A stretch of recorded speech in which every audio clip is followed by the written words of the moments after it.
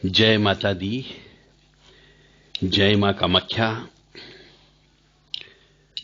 मां भगवती जगत जननी सभी को सुखी रखे और ऐसा ज्ञान दे, ऐसा दिमाग दे, ऐसी सोच दे, ऐसी बुद्धि दे कि आप पाप कर्म न करें,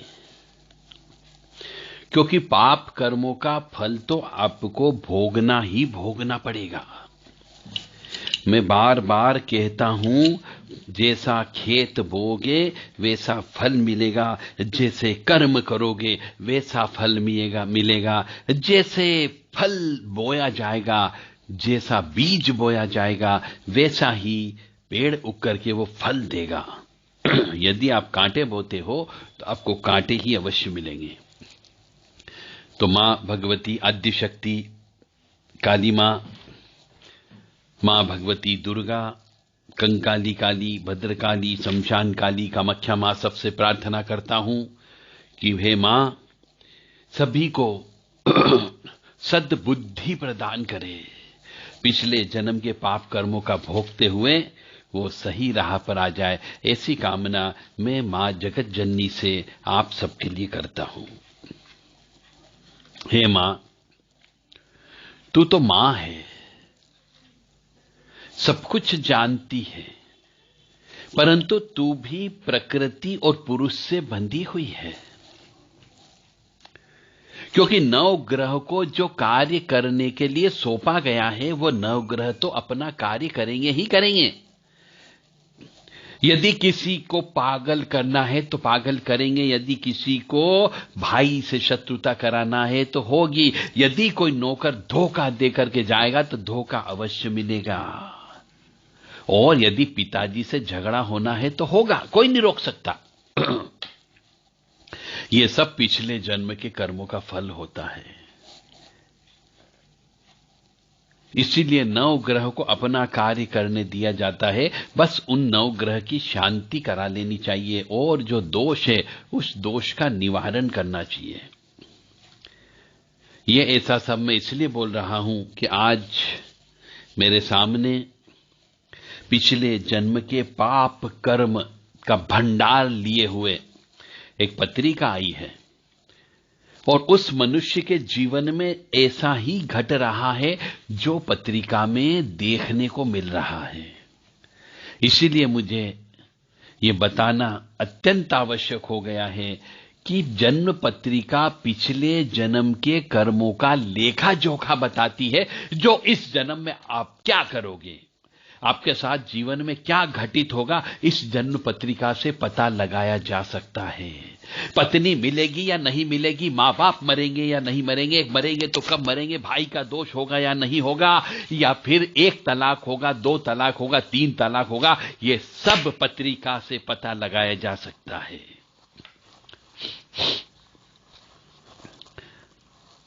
मां भगवती से मैं प्रार्थना करूंगा पुनः कि वो मेरी स्तुति को सुन करके मेरी आत्मा की आवाज आप तक यदि पहुंच रही है मां, तो सद्बुद्धि प्रदान करें कि लोग जो है पाप करना बंद कर दे, किसी को दुख देना बंद कर दे, किसी की हाय बद्दुआ लेना बंद कर दे, और किसी को तड़पाना बंद कर दे।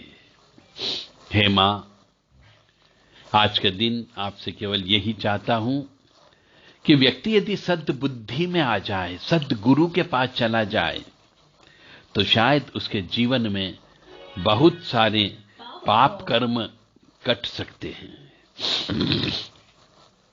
तो मां कामाख्या को प्रणाम करते हुए, आद्य शक्ति को प्रणाम करते हुए हम प्रार्थना करते हैं।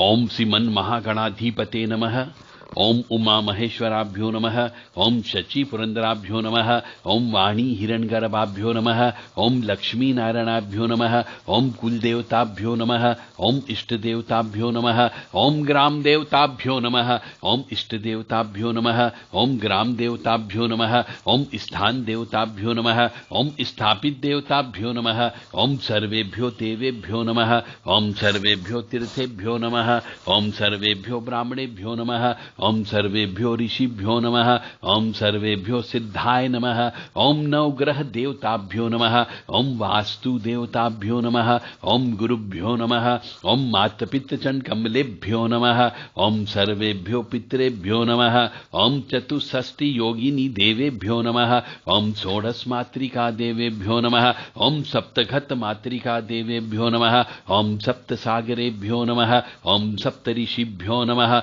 ओम सप्त नदीभ्यो नमः, ओम छम चित्रपालाय नमः, ओम बम भैरवाय नमः, हम हनुमते नमः, क्लीं कालिकाय नमः, ओम क्लीं कृष्णाय नमः, ओम नमो भगवते वासुदेवाय।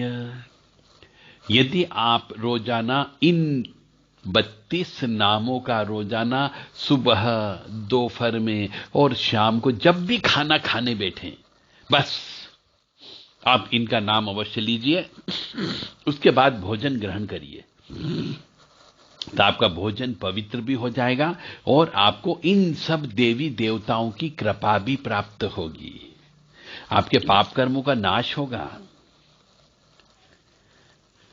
कामाख्ये वरदे देवी नीलपर्तवासिनी तम देवी जगत माता योनि मुद्रे नमस्तुते। कामाख्ये काम संपन्ने कामेश्वरी हर प्रिये काम नाम देहि में नित्यम कामेश्वरी नमस्तुते। काम दे काम रूपस्ते सुबगे सुर सेविते करोमि दर्शन देव्यम सर कामार सिद्धयेत। ओम महेशानी महामाये चामुंडे मुंडमालिनी आयु आरोग्य ऐश्वर्य देहि में देवी परमेश्वरी। ओम जयंती मंगला काली भद्रकाली कपालिनी दुर्गा क्षमा शिवा धात्री स्वाहा सदा नमस्तुते। ओम सर्वमंगल मांगल्ये शिवे सर्वासाधिके शरण्ये त्र्यंबके गौरी नारायणी नमस्तुते। दुर्गति नाशिनी दुर्गा जय जय, काल विनाशिनी काली जय जय, उमा रमा ब्रह्माणी जय जय, सीता राधा रुक्मणी जय जय। महालक्ष्मी नमस्तुभ्यं सुरेश्वरी, हरि प्रिये नमस्तुभ्यं दयानिधि। काली काली महाकाली काली के पापनाशिनी, खड्ग हस्ते मुंड हस्ते काली काली नमस्तुते। नीरहार हार धन सार सुधाकर अम्बा कल्याणम दाकनक चंपक धाम्बुषाम उत्तंग पेनिको चुकंब मनोहरांगी वाणी नमामि मनसा वत्सा विभूत्ये। ओम ऐं सरस्वत्ये नमः। ओम ह्रीं दुम दुर्गाय नमः। या जल जल प्रज्वल अग्नि रूपाय ओम होम ह्रीं श्रीं ज्वाला देवी नमो नमः। योनि मात्र शरीराय कुंजवासिनी कामदा रजस्वला महातेजा कामाक्षी ध्यायताम सदा। देव राधा ट्रस्ट सत्यवाणी चैनल से आप विशेष पाप कर्म के ऊपर व्याख्यान सुन रहे हैं। तो आज विशेष मैं कुछ चीजें बताने जा रहा हूं, शायद आपके समझ में आ जाए। यदि किसी भी मनुष्य जो मेरी आवाज सुन रहा हो, मेरा ये YouTube चैनल देखते हो, सुनते हो, तो जिस किसी का भी जन्म 3 अप्रैल सन 1996 को हुआ हो, 3 अप्रैल सन 1996 माने 3/4/1996 को शाम के 6 बजे के आसपास जिसका भी जन्म हुआ हो, ऐसे मनुष्य मेरे से संपर्क कर सकते, मैं उनके पागलपन को दूर कर सकता हूं। कोई भी मनुष्य हो, चाहे स्त्री हो या पुरुष हो, जिसकी उम्र अभी वर्तमान में 25 वर्ष 9 माह यानी 10 दिन, 25 वर्ष 10 दिन 10 माह हुए हैं, जिनका जन्म 3 अप्रैल 1996 को जन्म हुआ है, शाम को 6 बजे के आसपास वह व्यक्ति, स्त्री या पुरुष, मेरे से संपर्क कर सकते हैं। उन व्यक्तियों का पागलपन 100% गारंटी के साथ ठीक किया जा सकता है। दूसरी बात, जिस किसी का भी जन्म इस तारीख को हुआ जो मैंने आपको बताई है, ऐसे मनुष्य को चंद्र ग्रहण का दोष है, क्योंकि उस दिन पूर्णिमा थी। तो पूर्णिमा के दिन चंद्र ग्रहण उस दिन था। तो जिस भी बच्चे का जन्म 3 अप्रैल सन 1996 को शाम को 6 बजे के आसपास हुआ है तो चंद्र ग्रहण योग में ऐसे बच्चे का जन्म हुआ है। उसके ऊपर ये मान करके चलें पिछले जन्म के पाप कर्मों की फल स्वरूप निश्चित तौर से उसका जीवन तहस नहस रहेगा और उसके ऊपर ऊपरी बाधा, प्रेत बाधा, जिन जिन्नात की बाधा, डाकन चुड़ैल की बाधा अवश्य रहेगी ही रहेगी। उसको जिंदगी में पागलपन जैसा अपनी जिंदगी को गुजारना पड़ेगा यदि उसने पहले से इलाज नहीं कराया तो। किसी की जिंदगी आप बचा सकते हो उसको यह बता करके कि यदि उस किसी का भी जन्म 3 अप्रैल सन 1996 को हुआ हो 6 बजे के आसपास, वह परिवार जिसका बच्चे का जन्म हुआ हो या वो व्यक्ति आज भी यदि थोड़ी बहुत भी मानसिक स्थिति ठीक हालत में हो तो संपर्क कर सकता है। उसको पागलपन से बचाया जा सकता है, उसकी जिंदगी को बचाया जा सकता है। अन्यथा उसकी पढ़ाई लिखाई सब कुछ काम भी नहीं आएगी, उसका धन काम नहीं आएगा और ऐसा मनुष्य जीवन में चरित्रहीन अवश्य होगा। क्योंकि ऐसे मनुष्य को इस तारीख को जो चंद्र ग्रहण में जन्म हुआ हो उसे पितृदोष की उत्पत्ति भी है, मां का श्राप भी लगा हुआ है, भाई का श्राप भी लगेगा, नौकरों का श्राप भी लगेगा, पिता का श्राप भी लगा है, बहन भानेज बहन और बहन के बच्चों का भी श्राप लगा हुआ है, मौसी का श्राप लगा हुआ है, मंगल दोष है, डबल मांगलिक पत्रिका है। तो यह मान करके चले इस दिन जो बच्चा पैदा हुआ है 3 अप्रैल सन 1996 304 1996 शाम को 6 बजे के आसपास जिसका भी जन्म हुआ हो वह बालक बालिका या वह परिवार हमसे संपर्क कर सकता है। उसका इलाज किया जा सकता है, उसके जीवन को संवारा जा सकता है। अन्यथा उनके जीवन में कभी भी सुख नहीं मिलेगा, उनको जिंदगी भर पागलपन के दौरों से गुजरना पड़ेगा। हो सकता है इलेक्ट्रिक शॉक से भी गुजरना पड़े। और ऐसे मनुष्य का जन्म देवगण में होता है, उसको ऊपरी बाधा अवश्य लगेगी क्योंकि चंद्र के साथ राहु बैठा हुआ है, चंद्र ग्रहण योग बता रहा है, माता का श्राप बता रहा है और सप्तम भाव में मंगल, सूर्य, शनि, बुध और केतु ये सब मीन राशि के बैठे हुए हैं। तो यह मान करके चलें पितृदोष की उत्पत्ति भी है, भाई का श्राप भी है। यदि भाई होगा, कोई स्त्री है तो उसका यदि भाई होगा तो पागल हो सकता है, और पुरुष है तो उसका यदि भाई या बहन है तो वह भी पागल हो सकती है। यदि मनुष्य बचना चाहे तो अपने आप को बचा सकता है। कन्या लग्न उस समय था 3 अप्रैल सन 1996 को शाम के 6 बजे चंद्र ग्रहण में जिसका भी जन्म हुआ हो वह हमसे संपर्क कर सकता है। कन्या लग्न था और राशि भी कन्या राशि थी, इसका स्वामी बुध है। तो ऐसे उस दिन, उस समय पे, उस घड़ी में जो भी बच्चा उत्पन्न हुआ हो, चाहे लड़का उत्पन्न हुआ हो या लड़की उत्पन्न हुई हो, भारत में विशेष तौर से वह परम पापी आत्मा पैदा हुई है। भयंकर उसने पिछले जन्म के अंदर कई व्यक्तियों को तड़पा करके मारा है। इसलिए इस जन्म में वही आत्मा प्रेत आत्मा बन के उसके जीवन को तहस नहस अवश्य करेगी।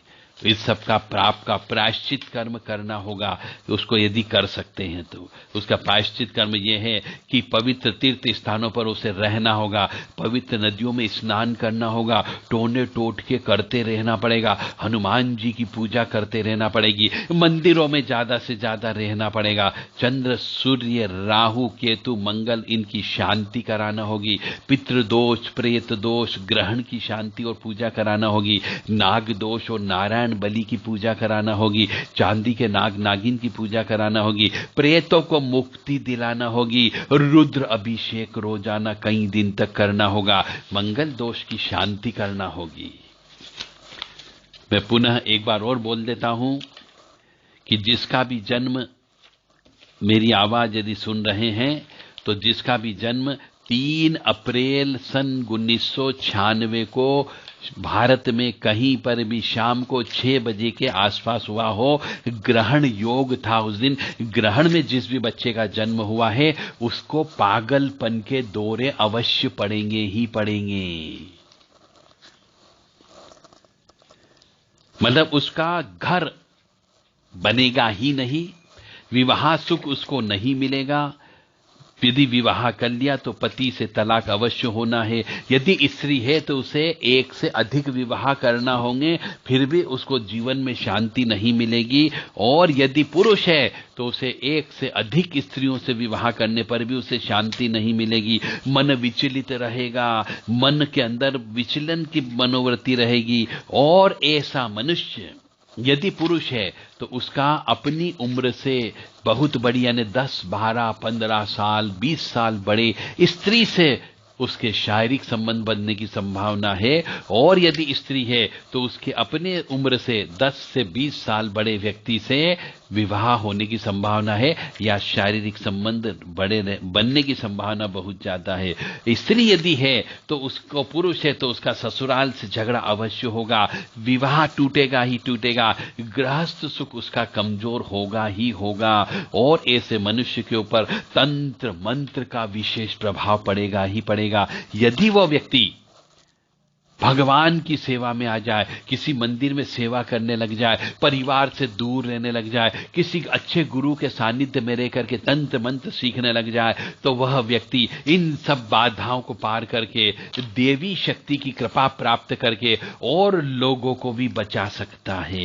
यानी आध्यात्मिक राह पकड़ ले तो उसका जीवन सुरक्षित हो सकता है। पुनः एक बार और बोल देता हूं, 3 अप्रैल सन 1996 को शाम को 6 बजे के आसपास भारत में कहीं पर भी जन्म हुआ हो उस बालक का, यानी चंद्र ग्रहण था उस दिन, उस चंद्र ग्रहण में जिसका भी जन्म हुआ हो उसका सूर्य मार्केश होता है, उसके मित्र कम बनेंगे, मित्रों से लड़ाई झगड़ा होगा और शादी देरी से होगी, परम पापी है उसका मंगल, पति से संबंध विच्छेद होगा ही होगा यदि स्त्री है तो, और पुरुष है तो स्त्री से संबंध विच्छेद होगा ही होगा। मांगलिक होने की और डबल मांगलिक होने की वजह से उसका विवाह यदि मंगलिक से ही कराओगे तो ठीक है, अन्यथा यदि पुरुष है तो पत्नी मर जाएगी और यदि स्त्री है तो उसका पति मर जाएगा, वह विधवा हो जाएगी। मानो या न मानो, ये पूर्ण सत्य है। इसलिए ग्रहण काल में किसी बच्चे का जन्म नहीं होना चाहिए, क्योंकि ग्रहण काल में सूतक माना जाता है और जिसका जन्म ग्रहण काल में होता है मन मस्तिष्क विचारों में उठापटक होती है, उन्माद यानी दिमाग के अंदर तरह तरह के पागलपन के दौरे पड़ने लग जाएंगे और फिट आने की बीमारी हो जाएगी, सफेद दाग की बीमारी हो सकती है, सपने में सांप और प्रेत परेशान करने लगेंगे, चरित्र रहस्यमय रहेगा यानी चरित्रहीन रहेंगे, चाहे स्त्री हो या पुरुष हो, और सभी सुखों में कुछ न कुछ कमी अवश्य रहेगी। आप चाहें तो ऐसे मनुष्य की जिसका जन्म 3 अप्रैल सन 1996 को शाम को 6 बजे के आसपास हुआ हो, चंद्र ग्रहण के समय पे हुआ हो, ऐसे मनुष्य की जिंदगी बचा सकते हो तो बचा लो, उसको हमारे पास तक भेज सकते हो। उसके ऊपर न तो ऊपरी बाधा का असर होगा, न तंत्र मंत्र काला जादू का असर होगा। जितने भी उसके ऊपर ये प्रेत आत्माओं का साया है या जिनको उसके हाय और बद्दुआ लगी है, उसको धर्म कर्म का कार्य करके वापस प्रायश्चित कर्म करके पलटाया जा सकता है।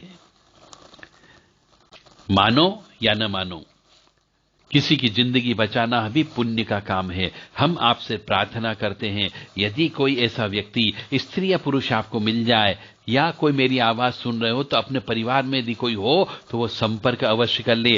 3 अप्रैल सन 1996 को शाम को 6 बजे के आसपास पूर्णिमा के दिन जिसका भी जन्म हुआ हो, ऐसे बालक बालिका पागलपन के दौरे से अपने जिंदगी में अपना जीवन तहस नहस अवश्य करेंगे। उनको बचा सकते हो तो बचा लो, यदि भाग्य में होगा तो अवश्य आप उन तक पहुंच जाओगे और वो हमसे अवश्य संपर्क करेंगे। जय माता दी, जय मां कामाख्या।